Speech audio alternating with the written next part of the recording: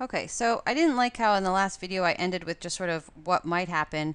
So I want to go back and just show you more carefully what happens if you switch the order of these two equations and how it really does work out differently. So this is the same problem just done another way. So I started again, I set up the simplex tableau, and notice the only difference here was instead of a -1 here we have a positive, and instead of a positive we have a negative. So just switch the order of those two terms, still both equal to 50. So we still have a not feasible basic solution. And it's not feasible because we have two basic variables that are negative.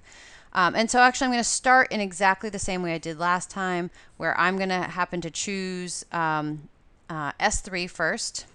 And so because S3 is a negative slack variable, and so I choose the column that corresponds to a positive entry, the first positive entry in that row. It doesn't have to be the first one, but that's what we're doing.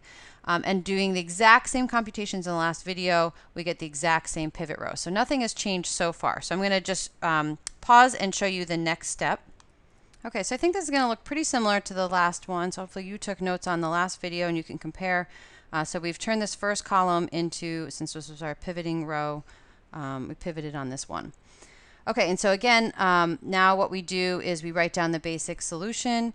And so we have that x1 is going to equal 35, x2 will be 0, s1 15, s2 negative 15, s3 0, and s4 will be 25. So we still have a negative slack variable. So exactly just like last time, we still have another slack variable. We're going to look at this s2. Here's our -1.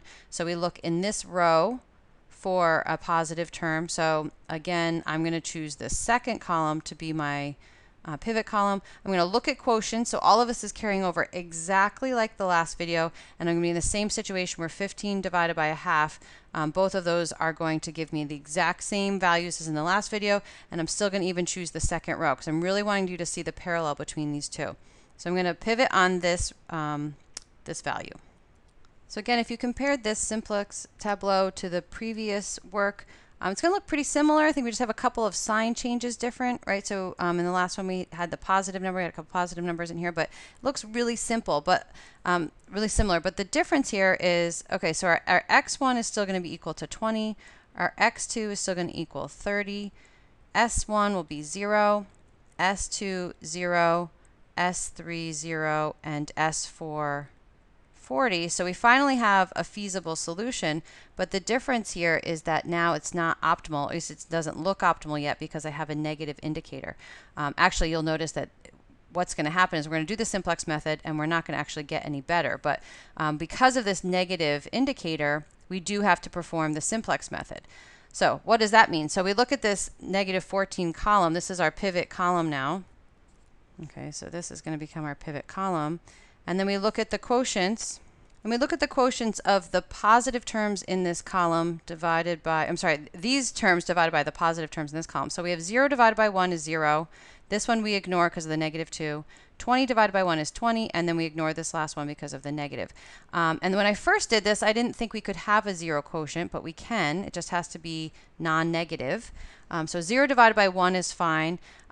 If this had been a -1 here, so if it had been 0 divided by like a -1, that we wouldn't have considered because we're only looking at ones where we have positive terms in this pivot column. So, but in this case, 0 is the smaller quotient, so that means my pivot row will be this 1 up here. So now I'm going to pivot on this row, and you'll see what happens.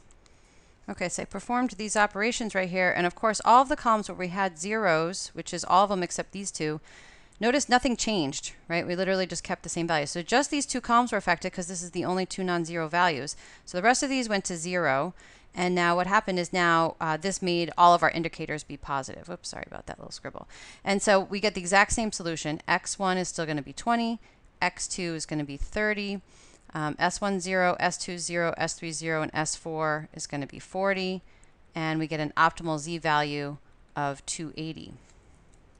So the point of me doing this problem again another way is I just want you to realize that depending on your choices, you may or may not have extra steps, but you should still end up in the same place regardless. So you may not always choose the most direct path to get there, but if you follow the algorithm, you should always be able to get there.